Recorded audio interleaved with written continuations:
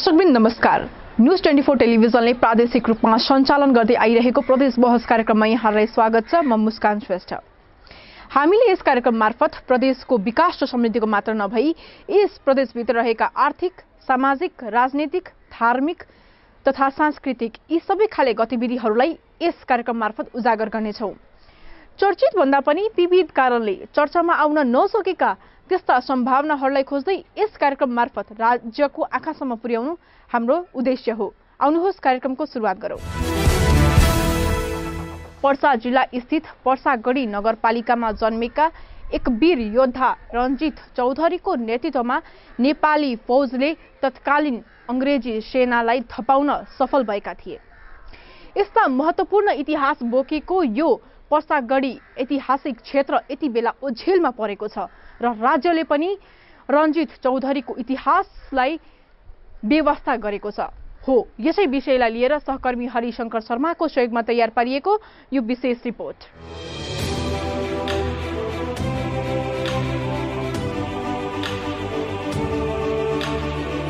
विक्रम सम्मत 1871 मा east India कम्पनीसँग भएको युद्धमा नेपाल विजयी भएको ऐतिहासिक स्थल पर्सागढी अहिले ओझेलमा परेको छ। पर्साको सदरमुकाम वीरगञ्ज भन्दा 22 किलोमिटर पश्चिममा रहेको गढीको नामले पर्सा जिल्लाको नामकरण गरिएको स्थानीयहरूको दाबी छ। तत्कालीन महाराज धीराज गिरबाण युद्ध वीर विक्रम शाहको शासनकालमा 1871 चैत्र 8 मा भीमसेन थापा, एदय गिरी, शमशेर साम, रणध्वज थापा र दल भञ्जन पाण्डे मार्फत जारी भएको लालमोहरले यस गढीको ऐतिहासिक पुरातात्विक महत्त्व पुष्टि गरेको थियो। तत्कालीन युद्धमा स्थानीय रञ्जित चौधरीको उल्लेखनीय योगदान रहेको लालमोहरमा उल्लेख छ। त्यति बेला इस्ट इन्डिया कम्पनी ब्रिटिस सरकारले नेपालका 5 वटा नाकाबाट आक्रमण गरेको थियो, जसमध्ये 2 नाकामा ब्रिटिस तथा 3 नाकामा नेपाली सेना विजयी भएको थियो। विजय गढी मध्येको पर्सागढी पनि एक हो। युद्धस्थलमा रञ्जित चौधरीको कुलदेवता बनहर बाबाको मन्दिर र महिषासुर मन्दिर छ। स्थानीयका अनुसार बदलिदो राजनैतिक परिवेशमा अन्तर्राष्ट्रिय युद्धको विजयी योद्धाको गाथालाई इतिहासका पन्नामा सीमित पार्दै पर्सागढीको महत्त्वलाई बेवास्ता गरिएको छ। विजय स्थल छेउ नजिकै करिब 2-3 बिघा क्षेत्रमा फैलिएको माटोको ढिस्को सहितको खाली जग्गा छ, जहाँ नेपाली फौजले ब्रिटिस फौजलाई मारेर गाडेका थिए। त्यसको अवशेषहरू अहिलेसम्म बेला बखत फेला पर्ने गरेको छ। स्थानीयहरूले तत्कालीन कमान्डर रञ्जित चौधरीले युद्धमा प्रयोग गरेको हतियारको अवशेष समेत सुरक्षित राखेका छन् भने ब्रिटिस सेनाहरूले प्रयोग गरेको तोपको गोलाको अवशेष स्थानीयसँग सुरक्षित रहेको छ। तत्कालीन युद्धमा उल्लेख्य योगदान पुर्याएका स्थानीय रञ्जित चौधरीले थारू समुदाय सहित नेपाली फौजको कमान्डरको रूपमा उत्तरदायित्व निर्वाह गरेर विजय हासिल गरेपछि तत्कालीन राजाले उनीहरूलाई 2 वटा गाउँमा शासन गर्ने अधिकार समेत दिएको लालमोहरमा उल्लेख छ। प्रत्येक साल बडा दशैंको नवमीदेखि मालपोत्र जिल्ला प्रशासन कार्यालयबाट पर्सागढीमा बलि दिने परम्परा रहिआएको छ। यहाँ नवमीका दिन मेला पनि लाग्ने गरेको छ। ऐतिहासिक युद्ध 200 वर्ष पूरा भएको सन्दर्भमा 2072 सालमा पर्सागढी महोत्सवको आयोजना भएको थियो भने यस वर्ष पौष 19 गते 206औं विजय उत्सव भव्य रूपमा मनाइएको थियो। पर्सागढी नगरपालिका 6 को बागेश्वरी तित्रौनाबाट गढीसम्म जाने बाटो कच्ची छ। खोलामा पुल छैन। सडक स्तरोन्नति गरी ग्राभेल हाल्ने योजना छ, तर पूरा हुन सकेको छैन। संरक्षण र प्रबन्धनका लागि खोलामा पुल निर्माण आवश्यक छ। पर्साको मात्र नभई नेपालकै ऐतिहासिक गौरवको रूपमा रहेको यो गढी सरकारी उपेक्षामा पनि परेको छ। नगरपालिकाले पनि गढीको संरक्षण र प्रबन्धनका लागि कुनै चासो लिएको छैन। विगतमा समुदाय बीचको मनमुटावले पनि यो ऐतिहासिक युद्धस्थल ओझेलमा परेको हो। स्थानीयहरूको अनुसार मन्त्री तथा सांसदहरू पटक पटक गढीमा पुगी विजय ऐतिहासिक र पौराणिक मान्यतालाई चिनाउँदै पर्यटनसँग जोड्ने प्रतिबद्धता जनाउँदै आए पनि कसैले प्रतिबद्धता पूरा गरेका छैनन्। कतिपटक भौतिक पूर्वाधार निर्माणको लागि पैसा आए पनि निर्माण कार्य हुन नसकेपछि पैसा फिर्ता गएको छ। तत्कालीन पर्साबाट सांसदमा विजयी अजय चौरासियाले पनि त्यस स्थलमा धर्मशाला निर्माणको लागि 3 लाख रकम छुट्याए तापनि त्यो धर्मशाला जगमै सीमित छ। आफ्नै समुदायबीच त्यस स्थललाई विकास गर्न विवाद छ। त्यस विषयलाई लिएर समुदायबीच दुई पक्ष छ। एउटाले निर्माण कार्य गर्न सघाउँछ त अर्को पक्षले अवरोध पुर्याउँछ, जसले गर्दा विकास निर्माणमा कार्य हुन सकेको छैन।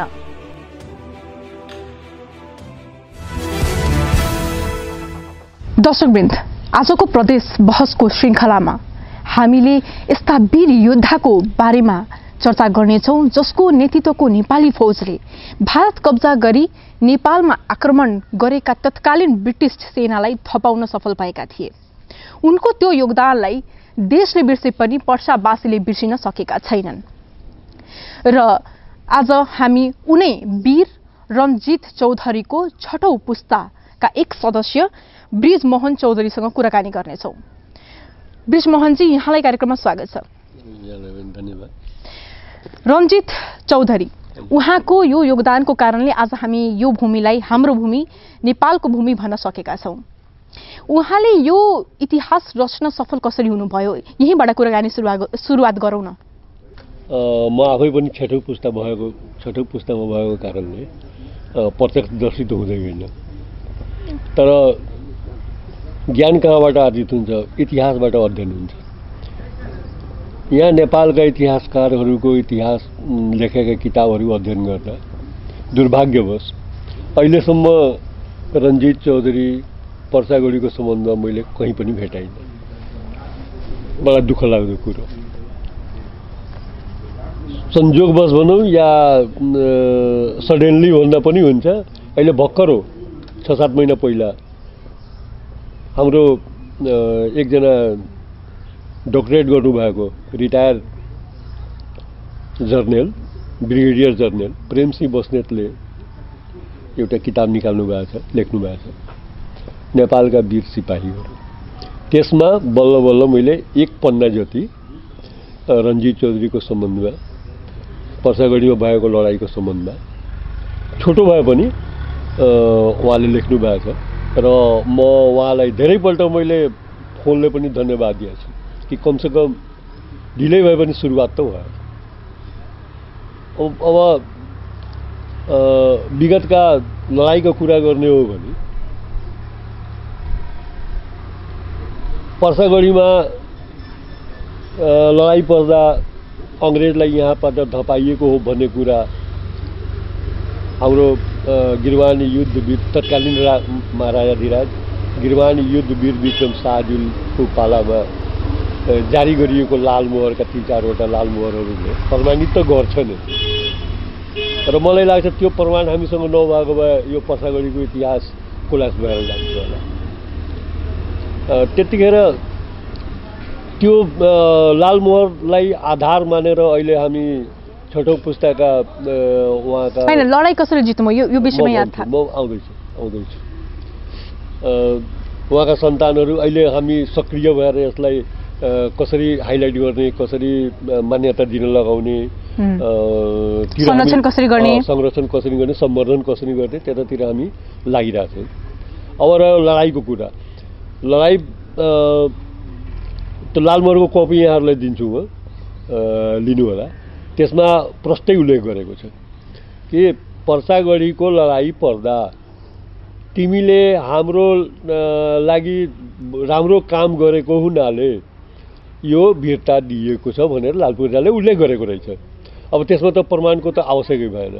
त्यसले एउटा के प्रमाणित गर्छ भने रणजित चौधरी खानगी वीरता भनाइको मतलब हाम्रो नेपाली सेनाको रसद पानीको व्यवस्था बापत उहाँलाई त्यो रमौली मौजाको वीरता दिएको थियो। त्यसले एउटा के प्रमाणित गर्छ भने सेनासँग उहाँको आफ्नो राम्रै सम्पर्क रहेछ पहिलादेखि। र त्यो रिलेसन, त्यो सम्पर्कको आधारमा ब्रिटिसहरूको विशाल सेनाको अगाडि अब कसरी आफ्नो भूमि जोगाउने, कसरी आफ्नो राष्ट्रियता जोगाउने भन्ने कुरोमा उहाँसँग सल्लाह भएको हुनुपर्ने हो। अनि उहाँले अब ठिकै छ म गर्छु भनेर उहाँले अगाडि सरेर, अनि प्रभावशाली व्यक्ति भएको नाताले लोकल पुरै जनमानसहरूलाई सङ्कलन गरेर सबलाई बसालेर एउटा रणनीतिक आधारमा रणनीतिक कौशलको हिसाब किताबले उहाँले भूमिका बनाउनु भयो र त्यतिखेर अङ्ग्रेजका विशाल सेना पनि उनीहरू आफ्नो मौज मस्तीको बेलामा उहाँले एउटा रणनीति लगाएर ब्रिटिस सेनासँग त जुद्ध सक्ने नेपालको कुनै हैसियतै थिएन, किनभने हात हतियारको दृष्टिकोणले होस्, सामरिक हिसाब किताबले होस् या सङ्ख्याको आधारमा होस्, नेपाली सेना त केही थिएन नि उसको अगाडि। अनि त्यहाँ त अब बुद्धिले काम गर्ने भयो, बुद्धिले काम गर्नु पर्यो भनेर उहाँले एउटा बुद्धि लगाउनु भयो। अब उहाँहरू 25 डिसेम्बरदेखि ब्रिटिसहरूको त एक्समस हुन्छ नि, क्रिसमस हुन्छ 25 डिसेम्बर र फेरि उता 1 जनवरी पनि हुन्छ। यो बिचमा उहाँहरू आफ्नो रमाइलोमा बढी मस्त हुन्छन्। त्यतिखेरको बेला टाइम पारेर स्थानीयहरूको लागि जम्मा गरेर सहयोग लिएर दुवैतिर खोला रहेछ, यहाँलाई अहिले पनि हेरिराख्नु भएको छ, यता तिलावे खोला छ, पूर्वतिर सिंहाई खोला छ। दुवैतिरको खोला बाँध लगाएपछि पानी थुमेपछि त यताको मान्छे उता पनि जान नसक्ने, उताको उता पनि जान नसक्ने। अनि बिचबाट उहाँहरूले यो राँगा भैँसी यिनीहरूलाई जम्मा गरेर अनि सबको सिङमा राको बालेर अनि उताबाट लखेटेपछि यो त सेना त कति न कति आयो भन्ने फेरि उनीहरू आफ्नो मौजमस्तीमा रहेछ। अनि उनीहरू कन्फ्युज भएर अब उनी भाग्ने तर्कनु गयो। त्यतिखेर अब त्यो खोलामा कति मारिए, कति डुबे, कति के भयो। अब त्यतिखेर हामी प्रत्यक्षदर्शी त होइन, तर एउटा अन्दाजको भरमा तर यहाँबाट उनीहरू पुरै ब्रिटिस भारततिर यहाँबाट भागेर गए। यो पर्सागढीको इतिहास सम्पूर्ण नेपाली जनताले जान्नै पर्ने थियो, तर विडम्बना के छ भने पर्सा जिल्लाकै बासिन्दाहरूलाई आफ्नो पर्सागढीभित्रको यो इतिहास नै थाहा छैन है। यसले प्रश्न हुन्छ कि पर्सागढीको इतिहास कतिसम्म उझिलमा छ भनेर। म्याम यस्तो छ, इतिहासकारहरूको आफ्नो अध्ययन, आफ्नै किसिमको अध्ययन, सब व्यक्तिको आफ्नो किसिमको अध्ययन हुन्छ। अनि त्यसपछि समय र घटना त्योसँग उसको प्रत्यक्ष कति सरोकार छ, कतिसम्म त्यससँग सम्बन्धित छ, त्यसले पनि उसको लेखनीलाई, उसको सोचाइलाई प्रभावित पारेको हुन्छ। र यसको बर्निङ इक्जाम्पल भन्ने हो भने पर्सागढी हो। किनभने अब यो थारू कम्युनिटीबाट रिलेटेड भएको हुनाले थारू कम्युनिटीबाट कोही इतिहासकार भएन र जुन इतिहासकारहरू भए, 5 ठाउँमा युद्ध भयो, त्यो त्यहाँको गभर्नर जनरलले 5 ठाउँबाट नेपाल कब्जा गर्नु भनेर आदेश जारी गर्यो, लडाइँ पनि भयो, सब मानिरहेछ, तर पर्सागढी कहाँ छ त्यो मात्रै उल्लेख छैन। त्यो भएर अब इतिहासकारको आफ्नो अध्ययनको क्रम हुन्छ, आफ्नो किसिमले अध्ययन गर्छ र यदि ऊ प्रत्यक्ष रिलेटेड छ भने उसको आफ्नै किसिमको कन्सेप्ट हुन जान्छ। जस्तै अमरगढी, सिन्धुलीगढी भयो होइन, लगायत अन्य गढीहरू चर्चामा छ, बेलामा चर्चामा आइरहेको हुन्छ, तर पर्सागढीको चर्चा चाहिँ खासै देखिँदैन, चर्चा नै हुँदैन भने पनि हुन्छ। यो कारण के हो? यसको प्रमुख कारण चाहिँ के हो भन्नुहोस्? प्रमुख कारण के हो? मेरो बुझाइ हो, यो गलत पनि हुनसक्छ। अहिले भर्खर मात्रै 2 दिन भएछ यो पारसनाथको यो महुवनमा पारसनाथ मन्दिरमा एउटा कार्यक्रम भएको थियो, मुख्यमन्त्रीजी आउनुभएको थियो, त्यहाँ चर्चा चलिरहेको छ। पारसनाथको नामले पर्सा जिल्लाको नामाकरण भएको कुरा आएछ र हाम्रो यसमा पनि रहेछ, यो ब्रोसिरमा पनि हामीले लेखेका छौँ। पर्सागढीको अब जस्तै सिन्धुलीगढीको नामले सिन्धुलीगढी बन्यो, मकवानपुर गढीको नामले मकवानपुर भयो, त्यस्तै किसिमले पर्सागढीको नामले नै पर्सागढीको यो पर्सा जिल्लाको नामाकरण गरिएको हो, तर यसको कुनै प्रमाणित आधार छैन। यो एउटा बहसको विषय हुन सक्छ। अब यसको लागि डिबेट गर्नुपर्ने गरौँला, त्यो आफ्नो ठाउँमा छ। जसरी जनार्दन छेत्री यहाँको सभापति हुँदा, पर्सा जिल्लाको सभापति हुँदा उहाँले जुन जिल्ला विकास समितिमा एउटा किताब निकाल्छ नि उनीहरू, त्यसमा त्यही सालदेखि यो पारसनाथको नामबाट नामाकरण भएको हो भन्ने कुरो आएको हो। तर एकुरेट पर्सा जिल्ला र पर्सागढी यसमा त अलिकति पनि शब्दमा हेरफेर छैन नि, मलाई लाग्छ। तर त्यति भन्दैमा प्रमाणित त हुँदैन नि? प्रमाणित हुँदैन। मैले भनिदिइसकेँ, यसको कुनै प्रमाणित आधार छैन र पारसनाथको पनि कुनै आधार छैन होला।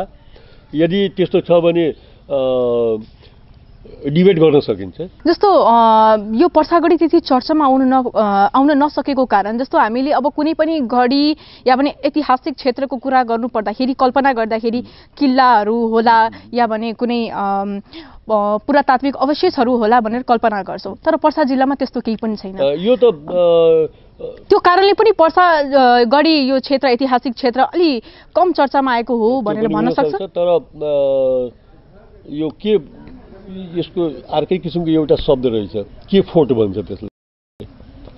अरू फोर्टहरू जुन छ नि त्यसमा र यसमा फरक छ। त्यो बरु आवश्यक पऱ्यो म आर्मीहरूसँग लिएर दिउँला, तपाईँले दिन सकिन्छ। यो सेना बस्ने फोर्ट होइन, यो त ग्रेजुअली लडाइँको मैदान हो, यो ग्रेजुअली भएको स्पट हो यो। र जुन स्पटमा जुन घटना हुन्छ, कार्यक्रम हुन्छ, त्यसैले नै मान्ने कुरो आउँछ। अब रहेको कुरो त्यो भौतिक रूपले रेडिमेड छ कि अटोमेटिकली भएको छ, अकस्मात भएको छ, त्यो सब कुराहरू हुन्छ। यो फोर्ट यहाँ पहिला सेना बस्ने कुनै किल्ला थिएन, तर लडाइँ यहीँ भएको भने यही ठाउँलाई मान्नुपर्ने हुन्छ। जस्तो अब यो ऐतिहासिक महत्त्वपूर्ण ऐतिहासिक क्षेत्रको कुरा गर्नु पर्दाखेरि कति दयनीय अवस्थामा छ, जबकि हामीसँग 3 तहको सरकार छ, सङ्घीय, प्रदेश, स्थानीय सरकार। त्यही पनि पर्सागढीको यो ऐतिहासिक क्षेत्रको मुहार फेर्न सकेको छैन। खासमा के कारणले होला? म्याम यो त भर्खर मात्रै 3 तह भएको हो।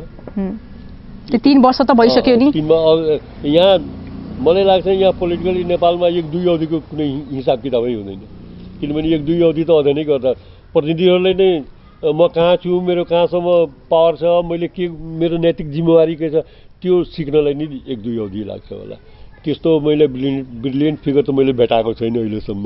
1-8वटा होला एक्सेप्सनको रूपमा लिन सकिन्छ, तर छैन। तर स्थानीय होइन, स्थानीय जनप्रतिनिधि त के भन्छ स्थानीयबाट नै चुनिन्छ नि त। अनि त्यही त प्रब्लम छ। आखिर इलेक्टेड हुने त यहीबाट हो। यहीँको अब यो पर्सागढी नगरपालिकाभित्रकै कोही मान्छे भोलि क्यान्डिडेट हुन्छ र त्यसमध्ये नै कोही जित्छ होला। अब जबसम्म अलिकति मेन्टल डेभलपमेन्ट हुँदैन तबसम्म त गाह्रै पर्छ। यो सब विषयमा धेरै बहस नगरौँ, किनभने अब जे छ अब त्यसलाई हामी कसरी अब इम्पोर्ट गरेर त प्रतिनिधि बनाउने होइन भन्ने त यहीँबाट हो।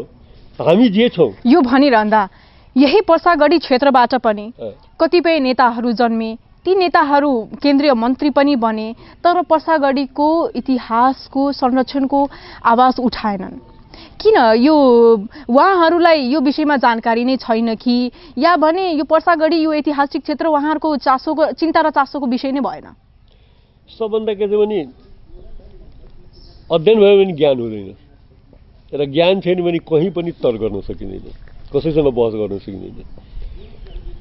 सुन्नु बाहेक आफूसँग केही हुँदैन बोल्नलाई। अध्ययन त छैन, अध्ययन हुनु पर्यो। यो सर्टेस्ट कटमा भन्ने हो भने यदि पुस 19 गते 1871 विक्रम सम्वत 1871 पुस 19 गतेको लडाइँमा यहाँबाट ब्रिटिस सेनालाई नलखेटिएको भए हामी कहाँ हुन्थ्यो? हाम्रो त चिफ मिनिस्टर त नीतिश कुमार हुन्थ्यो। अब यसलाई कति अब कुन हिसाबले मैले भने बुझ्नेको लागि काफी छ, नबुझ्नेले जति करानी केही हुनेवाला छैन। स्थानीय सरकार, प्रदेश सरकार भयो, स्थानीय सरकार भयो होइन, उनीहरूको मुख ताक्नुभन्दा पनि स्थानीयवासी आफै अघि सरेको भए सायद पर्सागढी यो ऐतिहासिक क्षेत्र अलि चर्चामा त आउन सक्थ्यो होला नि। सक्थ्यो आरामले सक्थ्यो। यो तर्फ चाहिँ तपाईँहरू अलि चुक्नुभयो। तपाईँहरू चुक्नुभयो। रियलाइज गरिरहेको छु। अब रियलाइज गरेर नै अलिकति स्पिड लिइरहेको छौँ हामी। केही गरौँ भनेर, र नगरपालिकालाई स्थानीय निकायसँग पनि कन्भिन्स गरेर भए पनि अब अहिले 25 लाख छ, त्यो धर्मशाला सायद अर्कोपल्ट आउँदा त्यो पनि सकेको हुन्छ, त्यो हेर्न पाउनुहुनेछ। अनि प्रदेशमा पनि भौतिक योजना विकास मन्त्री जितेन्द्र सोनलजीलाई मैले लेखेर दिएको छु, प्रयास गरेको छु। अब के गर्दा रहेछन्, यो रञ्जित चौधरीको शालिग बनाउनलाई र एउटा प्रवेशद्वार र बााउन्ड्री वालको लागि त्यो मैले गरेको छु। अब के गर्दा रहेछ अब हाम्रो हातमा त छैन, हामीले त माग्ने मात्रै, भन्ने मात्रै हो। तर सेनाले राम्रो कोअपरेट गरेको छ यसपालि। सेनाको एकीकरण मार्गको जुन कार्यक्रम ल्याएको छ त्यसले ठुलो ऊर्जा दिएको छ हामीले। र सायद गर्छु होला पनि। जस्तो भूमि उत्खनन गर्दाखेरि पनि त्यति बेला युद्धमा प्रयोग भएको सामग्रीहरूको अवशेषहरू पनि फेला पर्छ, बेला बेलामा फेला पर्छ भनेर पनि सुन्यो, यो कुरो सत्य हो? सत्य। अनि त्यसको संरक्षण र व्यवस्थापन कसरी गर्दै हुनुहुन्छ? त्यसको अहिले यो धर्मशाला जुन कार्यक्रम आएछ त्यसमा के छ भने तलको धर्मशालाको काम हुन्छ, बैठक सैठक जे हुन्छ, अनि माथिको तला डबल फ्लोर छ अहिले बन्न लागेको, अन्डर कन्स्ट्रक्सन भन्नु पर्दा पनि हुन्छ। सेकेन्ड फ्लोरमा हामीले सङ्ग्रहालय राख्ने निर्णय गरिसकेका छौँ। त्यसमा प्रयोग गरिएका जुन उपलब्ध हामीसँग गोलाहरू, तलवारहरू र समय समयमा गरिएका कार्यक्रमहरूको त्यो फोटोहरू त्यसमा राख्ने किसिमले हामी गरिरहेका छौँ र नगरपालिकामा एकजना कर्मचारी खटाउने पनि कुरो चलिरहेको छ। जस्तो एक साता अघि यो विशेष झाँकीको साथमा 206 विजय उत्सव मनाउनु भयो हैन, जसमा तपाईको नेपाली सेना, सञ्चारकर्मी, होटल व्यवसायी तथा उद्योगी व्यवसायी लगायतका पर्सागढी स्थानीयवासीहरूको सहभागिता थियो। यहाँलाई लाग्दैन कि त्यति बेला विजय उत्सवको तयारी गर्दाखेरि यो अलिक बढी प्रचार प्रसार गरेर यो उत्सवलाई राष्ट्रिय उत्सवको रूपमा मनाउनु पर्थ्यो भन्ने लाग्छ कि लाग्दैन? एकदम लाग्छ। अब यसमा कस्तो छ, किनभने यो त नेपालकै यो उत्सव हो नि त, विजय उत्सव त नेपालकै हो। यो त नेपालीको लागि गर्व हो, गर्वको विषय हो नि, नेपाली सम्पूर्ण नेपालीको लागि गर्वको विषय हो नि, गर्व गर्ने ठाउँ हो यो। अब कस्तो दलको सोचभन्दा मान्छे माथि उठ्न सकेका छैन। मेरो आफ्नो अहिलेसम्मको अध्ययनमा चाहे जोसुकै होस्, पक्ष होस् विपक्ष होस्, यो पार्टीगत सोचभन्दा माथि उठ्न सकेका छैन। फेरि म कस्तो पऱ्यो, म सोसल पोलिटिक्स पहिला गर्छु अनि पार्टी पोलिटिक्स पछि गर्छु र फेरि यो म आफै पनि यही फ्यामिलीबाट बिलोङ्स गर्ने भएको हुनाले पनि मेरो आफ्नै किसिमको सोच रहेछ यहाँको लागि। जसो तसो गरी कन्भिन्स गरेर भए पनि अहिले नगरपालिकाले सहयोग गरिरहेछ र यहाँबाट भर्खर आयो नि कि सरकार त के सिंह दरबारै आयो भन्छ नि मान्छे, सिंह त आयो दरबारै आएन, त्यो प्रब्लम परिरहेछ। यहाँ सिंह मात्रै पठाइदिएछ, दरबार उतै राखिदिएछ। त्यसले गर्दा पनि अब बोल्दै जाँदा के हुन्छ, कसैको कमेन्ट गर्नु मलाई चित्त बुझ्दैन त्यसबाट, कसैले नराम्रो भनेर आफू राम्रो भइँदैन। तर ठिकै छ, नगरपालिका पनि त्यति अहिले कोअपरेट गरिरहेछ। जसरी धर्मशाला बन्ने कुरो भइरहेछ, यो बाटोघाटो पनि बेला बेलामा मर्मत, अब यो त्यसमा त्यो खोलामा जस्तै उहाँ तपाईँसँग होइन भाइले भन्नुभयो नि त्यहाँ यति पानी पर्छ, त्यो अहिले छैन, त्यहाँ ह्युम पाइप हालेर अहिले काम टेम्पोररी भए पनि काम चलिरहेछ, त्यो प्रब्लम छैन। र यसको पुलको लागि म मुख्यमन्त्री सिएमलाई चिफ मिनिस्टरलाईबाट ल्याएर, किनभने अब यो नगरपालिकाको बजेटले यो बनाउन छैन, किन धेरै हेर्नुपर्ने हुन्छ, 9वटा वडा हुन्छ। हो, चिफ मिनिस्टर जस्तो मान्छेलाई वा सेन्ट्रल लेभलका कोही मिनिस्टरलाई ल्याउन सक्यो भने यसलाई देखाएर केही गर्न सकिन्छ कि। अब रहेको कुरो अस्तिको कार्यक्रमले गर्दा म त अहिले यति गर्वान्वित भइरहेको छु, किनभने मैले जुन बेस खोजिरहेको थिएँ त्यो बेस मैले भेटाएँ। जसरी आज यहाँहरू आउनुभयो, अब न्युज 24ले यो कुराहरू एक्सपोज गरेपछि कहीँ न कहीँ त सुन्छ नि मान्छेले, हेरिरहेको हुन्छ, अनि हामीले पनि बोल्ने ठाउँ हुन्छ, यहाँहरूले पनि कहीँ न कहीँ फोकस गर्नुहुन्छ, बोल्नुहुन्छ।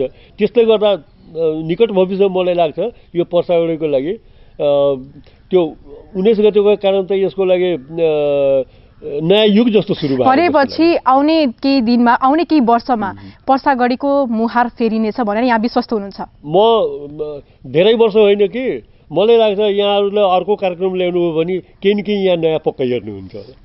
हस् ब्रिजमोहनजी, यहाँले हामीलाई समय दिनुभयो, त्यसको लागि यहाँलाई धेरै धेरै धन्यवाद छ। अब मेरो तर्फबाट म मात्रै किन, यो मन्दिर व्यवस्थापन समिति लगायत यो पर्सागढी नगरपालिका सम्पूर्ण दाजुभाइ तथा दिदीबहिनीको तर्फबाट यहाँहरूले जुन यस्तो आजको वेदर कस्तो छ, यो वेदरमा पनि टाइम दिनुभयो, मलाई आफ्नो कुरा राख्ने मौका दिनु, त्यसको लागि म धेरै धेरै धन्यवाद दिँदै भोलिको लागि पर्सिको लागि म एकदम आशान्वित छु। हस् त दर्शकवृन्द, प्रदेश बहस कार्यक्रमको समय सकिएको छ। पुनः अर्को साता फरक पात्र र सन्दर्भको साथमा उपस्थित हुने बाचा गर्दै आजलाई बिदा दिनुहोस्। नमस्कार।